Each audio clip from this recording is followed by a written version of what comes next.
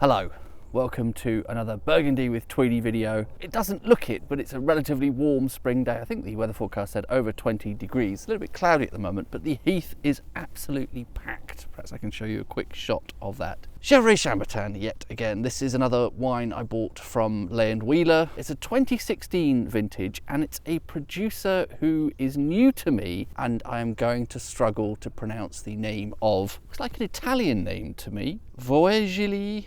Veogeli. I'm trying to think how the French would pronounce an Italian name. Almost certainly getting it wrong.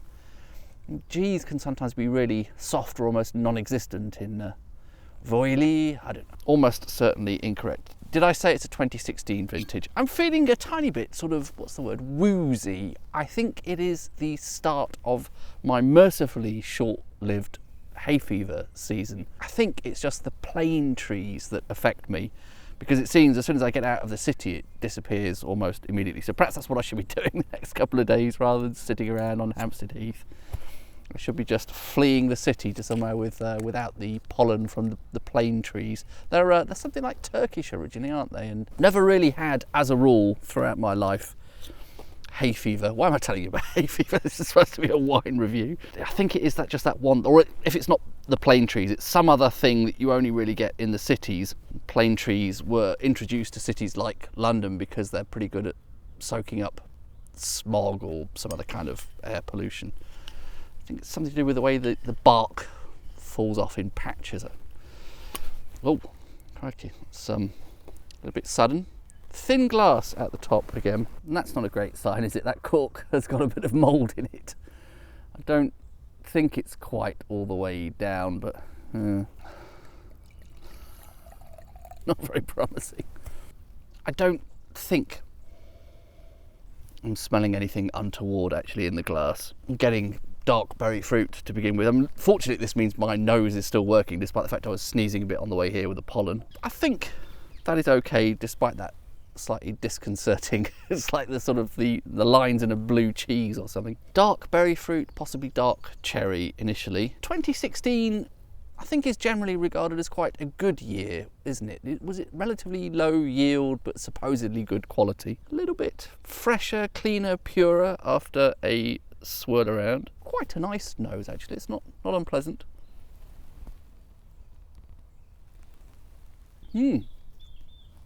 On the palate, that is bright, nicely concentrated, nicely acidic, quite intense actually, but also pretty at the same time. A sort of delicate, pristine fruit that's been really concentrated. I'm trying to think of the particular fruit character there.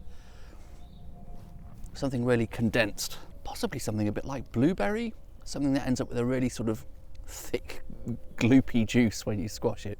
That's pretty nice actually. The cork was a bit off-putting, but not much in the way of tannins to speak of. Really quite big on the acidity, quite a long finish as a result. I'm still sort of noticing that sensation afterwards. It reminds me a tiny bit of those Alain, Gevrey Chambertins, particularly that 2019, which was really sort of ripe and intense. Perhaps ripe is the word I've been missing so far. Really ripe, quite intense, quite concentrated. I think that's pretty nice. Perhaps come back to you with further thoughts later on if I have anything to add. But, initial impressions from that first few sips, pretty good. A bit random, but I thought I might cook my dinner in the woods. This was a present, some truffle flavoured instant noodles. Not sure I can actually read the instructions. I think, is that Thai on the back? But luckily I have, I think Google Translate. You can just point your phone at some text and it will magically translate it for you. These bits here are the cooking instructions, so let's see what Google Translate can do for us. 400 millilitres of water. I brought my billy can.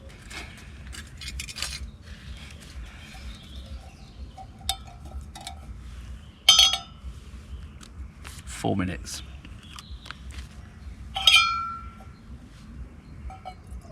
Luckily this has those little measurement things inside, and as it happens I have almost exactly 400 millilitres in there.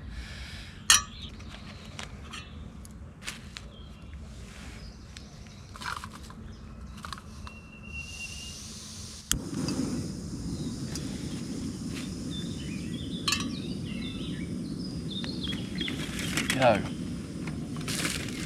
Isn't that gratifying? Very compact mobile kitchen. I don't eat a lot of these kind of instant noodles because if you look at the salt content, it's mildly terrifying. It's definitely not 50% of calories for the day, but it's pretty much 50% of your salt for the day. So you're gonna have to eat something pretty salt-free to actually make up the calories. Bananas, perhaps. I'll eat a load of bananas when I get home. Forgot the lid. Completely normal, sensible way to spend a Saturday evening. Should we do an unboxing video? Let's see what's inside. Sorry about the rustling noises. That was being a bit annoying. Not an opportune moment while I'm trying to delicately open one of these packets.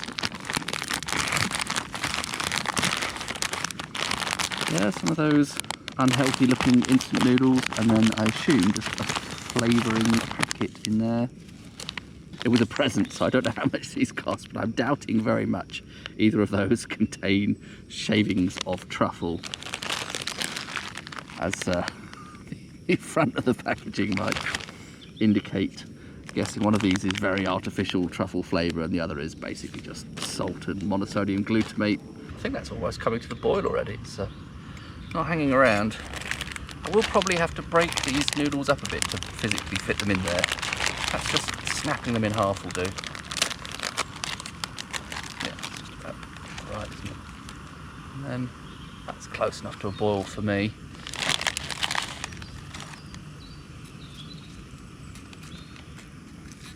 Brought along a fork rather than my usual spork. Those of you who only ever watch the Burgundy videos probably aren't familiar with my normal outdoor cooking setup.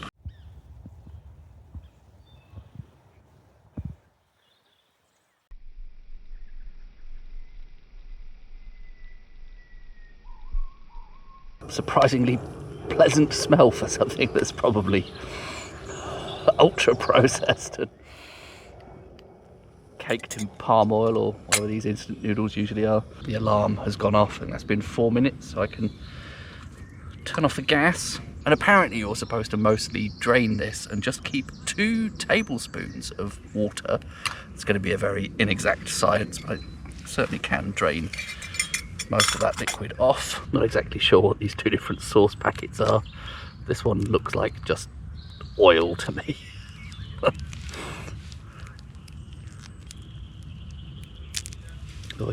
Which I've mostly spilled.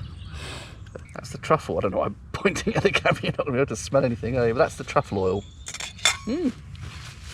Does actually smell reasonably truffly. It's not completely like synthetic truffle, surprisingly. And then this is the seasoning, I guess. Perhaps if I just use half of that, then I'm not getting the full force of 46% or whatever it said of my RDA of salt.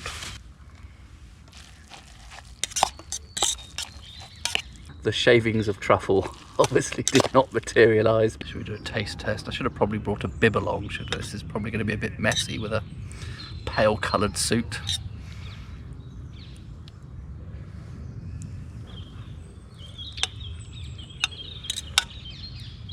Yeah, that's not terrible, actually. It is reminiscent of genuine truffle. Maybe it is a bit synthetic. It's hard to believe they would use real truffle oil in instant noodles. Don't know. Hard to make a decision on that. I'm guessing practically it does actually have a slight whiff of genuine truffle. So if they are using synthetic truffle, which they almost certainly are, then it's a pretty good fake. Doesn't the aroma of truffle emulate the pheromones, isn't it? Pig pheromones, and that's why pigs are pretty good at hunting for them. Therefore, I shudder to think what's used to create the synthetic version of truffle. I believe the ingredients to this suggest that it was probably vegetarian, but it was in Thai, so hard to be sure. Yeah, as a fun one-off novelty, this is all right. I don't mind it. I'm enjoying the wine as well. Definitely not faulty. There is nothing wrong with that. Lots of fruit expression, no weird rough edges. Really not. I need to put the fake truffle or whatever that is out the way to be able to appreciate this properly, but I think it is going a bit cherry now, quite dark quite rich, fruity sort of nose. Almost a little bit Christmas cake, a little bit, possibly a hint of Black Forest Gâteau, one of those quite rich, fruity sort of noses. And a really nice palate. This is very close to the style, well, this is basically the style that I like of Gevrey Chambertin. Quite fruit driven, but still quite powerful, quite intense, quite concentrated. Lovely silky feel, no tannins to speak of, rich, pure, clean fruit. It's veering very fruity rather than anything else. I wouldn't say I'm getting floral notes or anything, but that's fine. The fruit that is there is really pretty and it's really pure, and the palate is a delight, so I will enjoy that with my fake truffle noodles.